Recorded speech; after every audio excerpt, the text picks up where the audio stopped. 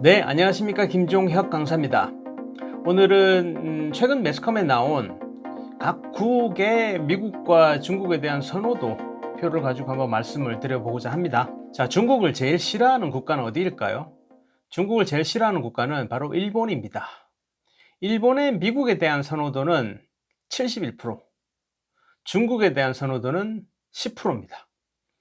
그러면 2위 국가는 어딜까요? 2위 국가. 2위 국가는 예상외로 스웨덴 나왔습니다. 스웨덴의 미국에 대한 선호도 57%, 조금 낮네요. 일본보다. 그리고 중국에 대한 선호도는 18%입니다. 중국 굉장히 싫어하네요. 자, 3위 국가는 미국입니다. 미국 사람들의 미국에 대한 선호도는 76%입니다. 100%는 안 나오네요. 자, 그리고 중국에 대한 선호도는 20%입니다. 20%. 제가 생각할 때 그 중국 출신 미국 시민들도 많기 때문에 그렇지 않나라고 예상해 보고요. 자, 네 번째는 호주입니다. 호주. 호주의 미국에 대한 선호도는 48%, 예, 상대적으로 많이 낮습니다. 미국도 그리 좋아하진 않은데 중국은 싫어한다는 겁니다. 최근 들어서 반중 정서가 호주에서 많이 올라왔다고 들었습니다. 자, 5위 국가는 어딜까요? 5위 국가는 독일입니다. 독일의 미국에 대한 선호도는 59%, 중국에 대한 선호도는 21%. 예, 호주하고 같네요. 자, 다음은 한국입니다. 드디어 우리나라 나왔네요. 우리나라의 미국에 대한 선호도는 와우, 77%. 미국보다 더 높네요. 미국 사람들이 자기 나라 좋아하는 것보다 우리가 미국을 좋아하는 게 훨씬 더 높게 나왔습니다. 예, 이 부분에 대해서 진짜 동의합니다. 중국에 대한 선호도는 22% 나왔습니다. 이런 가정을 한번 해봅니다.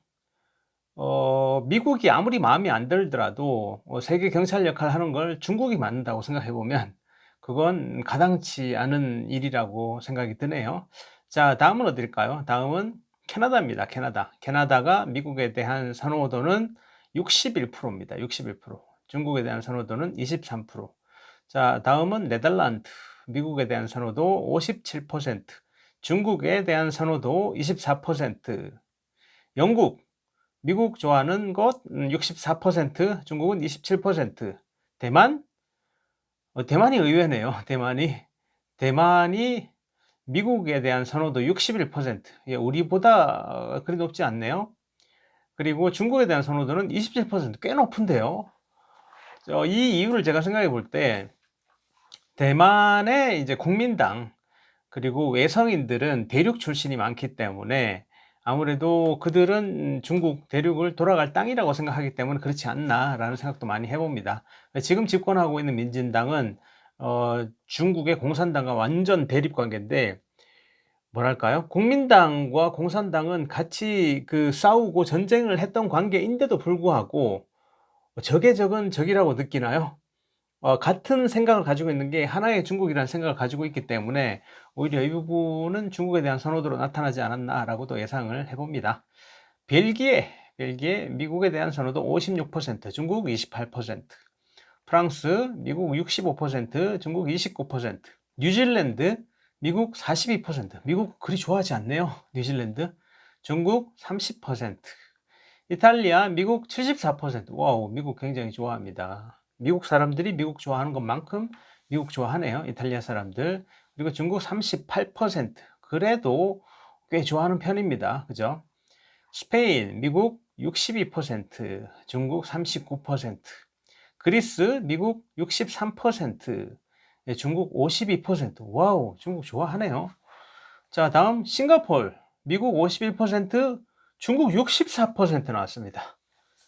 자, 오늘의 주제입니다.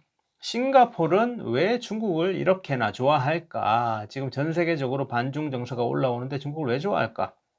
이 질문은 우리 가족에게서 나왔습니다. 식사하고 있던 중에 제 와이프께서 저한테 물어보셨어요. 싱가폴은 왜 이렇게 중국 좋아하지? 라는 질문이 왔습니다. 자, 그렇다면 싱가폴이 어디 있는지부터 봐야 되겠네요. 싱가폴은 말레이시아 반도 제일 끝에 있습니다. 세계적으로 물동량이 많은 이 말라카 해협 끝에 있어요. 싱가폴입니다. 싱가폴 크기는 어느 정도 될까요? 싱가폴의 크기는 딱 부산 크기입니다. 부산 크기고 인구는 몇 명일까요? 인구는 584만 명입니다. 그리고 싱가포르 하면 저는 먼저 떠오르는 게 자동차의 가격이 떠오릅니다. 자동차의 가격. 기아 소렌토가 싱가포르에서 팔리는 가격은 1억 3천 정도.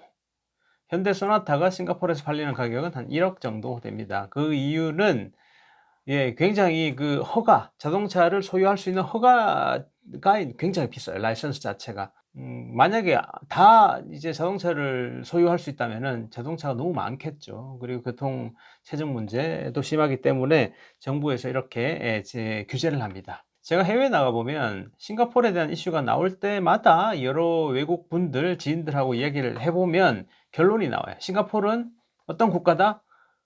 이렇게 이야기를 합니다. 잘 사는 북한이라고 이야기를 합니다. 잘 사는 북한. 싱가포르의 역사를 보면 굉장히 재미있어요. 1899년에 토마스 스탠포드 래플스 경이 싱가포르를 이제 제대로 만들기 시작합니다. 어촌이었어요, 어촌. 사는 사람도 몇천 명 정도밖에 없는 어촌을 이 스탠포드 래플스 경이 제대로 만들어 가기 시작을 했었고, 발전하고 있던 와중에 1941년도에 일본이 점령을 했습니다. 무려 9만 명의 영국군이 포로가 되었죠, 이 당시에. 이때 승전했던 일본 장군이 했던 말이 유명하지 않나요? 예스까 노까. 영어와 일본어를 이제 합쳐가지고 막 종용을 했다, 항복을 종용을 했다, 그런 이야기 좀 유명한 것 같습니다. 자, 이러다가 1957년도에 말레이시아가 독립을 할 때 원래 싱가포르와 한 나라였습니다. 연방제로 한 나라였고, 이때 싱가포르는 화교의 비율이 높았어요. 화교의 비율이 높았고, 이때 전체적으로 이 말레이 연합에서는 말레이의 우대 정책을 썼습니다. 그때 리콴유, 화교 출신의 리콴유가 인민행동당을 만들어서 영향력을 계속 키웠습니다. 자, 이 말레이인들, 동남아의 화교들의 영향력이 굉장히 강한데, 필리핀도 마찬가지고, 태국이나 말레이시아, 인도네시아 다 화교 영향력이 강한데, 이때 이제 말레이인들은 화교에 대해서 경계심을 느끼게 됐죠. 이들이 돈도 많은데, 정치적으로도 영향력을 발휘하면 자기들 전체 다 화교 영향력, 그리고 중국의 영향 아래에 있을 수밖에 없다. 그래서 어떻게 보면 싱가포르를 축출시켰어요. 싱가포르를 축출시켜가지고 바라지도 않았는데 억지로 독립을 하게 됐습니다. 그게 1965년도에 싱가포르이 자이가 아니라 타이로 독립하게 됐습니다. 그리고 이 리콴유가 이제 싱가포르를 지배했던 방식은 일당 독재였습니다. 사회주의식 자본주의를 진행을 했고, 그리고 가장 중요한 건 싱가포르의 민족 구성이라고 봅니다. 한번 보여드려 볼게요. 싱가포르의 민족 구성은 한 3% 정도가 기타, 그리고 인도계가 한 9% 정도 됩니다. 그리고 말레이계가 13%, 말레이계가 그리 많지 않습니다. 그러면 나머지는 중국계입니다. 중국계가 74% 정도 됩니다. 자, 그러면 이해가 되시죠?